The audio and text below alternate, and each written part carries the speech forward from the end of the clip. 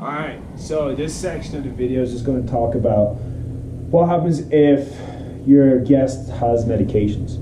If your guest has medications, they already know how to take them. You know, bring your dry bag, put them in the dry bag. You're the one that's responsible for that, and make sure that dry bag is like either attached securely to your boat or that is in your backpack. You can carry the medications for them on the river if you're going on hikes and stuff like that. Maybe the parents or the adults, whatever it is, they'll carry their own medications. They know how to use it. You're just going to assist them. So an inhaler, the person's already an asthmatic, they know how to use it. An EpiPen, let's talk about EpiPens. Unfortunately, I don't have an EpiPen here to use it. But if they have an EpiPen already, they know how to use it, or their parents know how to use it. Just like a long tube, got 2 points. So one side's got a needle, the other one's got like a thing that'll kind of pop in and out. When we're ever, like, if we have to assist a guest or a bystander with an EpiPen, you just want to grab it, just hold it like a fist like this. What could I use? Alright, I'm going to use this. Here, let's just use this remote. So, this is my EpiPen, right? One side has a needle, the other side doesn't. You want to pop the caps off both of them. Obviously read it. You know, they should be in date. They should already know that. I'm going to just grab it like this. Why I'm going to grab it like this? I don't really know, but I've never used on which side has the needle. By doing this, keeps you safe from getting injected with all that medication. So, we're going to grab it. I'm going to find the fattest piece on the body, which is in the leg. Jam it in. It's about 2 inches, the needle, so you can go through jeans.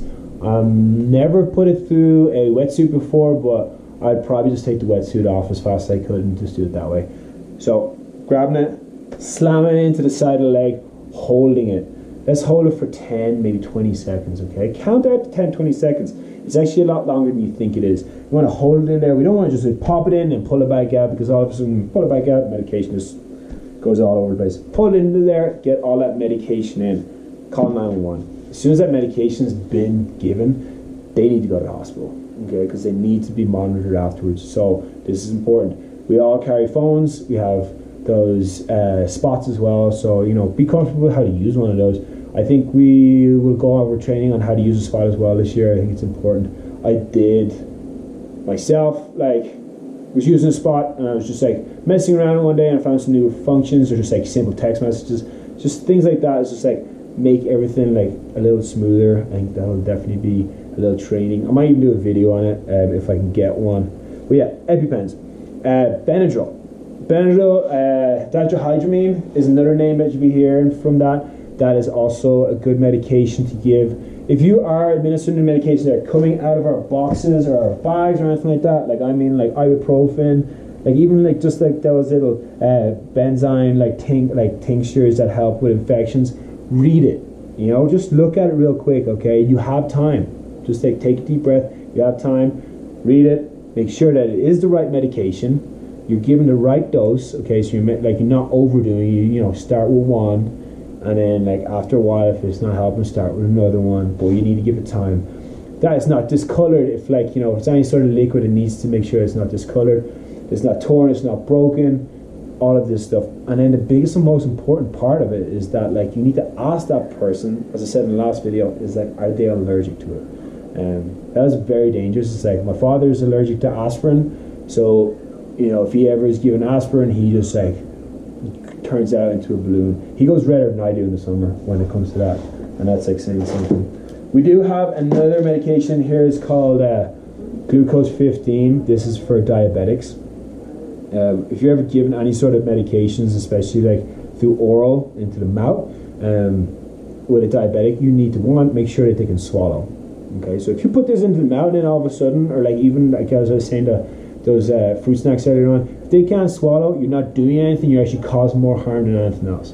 So we want to make sure that they can swallow. So I'm looking on this, I want to make sure that it's good. Like, it is sugar, so like, you know, it's sugar, it's glucose, it has to be done by oral. Give them all this, squirting in between the lip and the teeth, just putting it in there, letting them swallow, getting that sugar up. Diabetic problems, 911, okay? Unless they are a known diabetic and they know that like their sugar levels are off and up and down, we always call 911. Seizures, another thing. Okay, people that have seizures will tell you. Obviously, these are questions that you're going to ask them before you head out. But seizures, so say for instance, like your guest or somebody bystander is having a seizure, let them have the seizure. Don't stick your finger in the mouth. Okay, that's a bad idea. You're going to lose a finger. Don't stick any wood in their mouth. Don't put like a spoon in their mouth. None of those school things. What we want to do is we want to get them in a position of comfort and safety. Obviously, if they're not in a safe place and they're going to hurt themselves more, move them. But if they're in a safe position, they're good to go. So, person's having a seizure, let them have the seizure. Roll them over onto the side into the safety position, okay? Reasons why we do this, that they will be spitting up foam, they might puke on themselves. We don't want them to like have any of that body fluids going back down and going into the wrong orifice and then choking or drowning on that stuff. So put them in a position of comfort and safety. Let them have the seizure.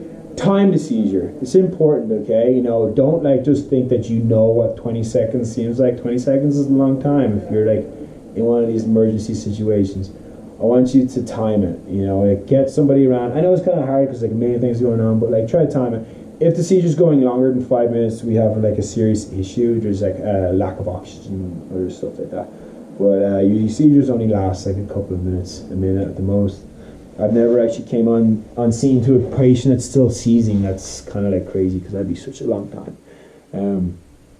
Yeah, cool. If you, as I said, have any more questions, just hit me up. All right.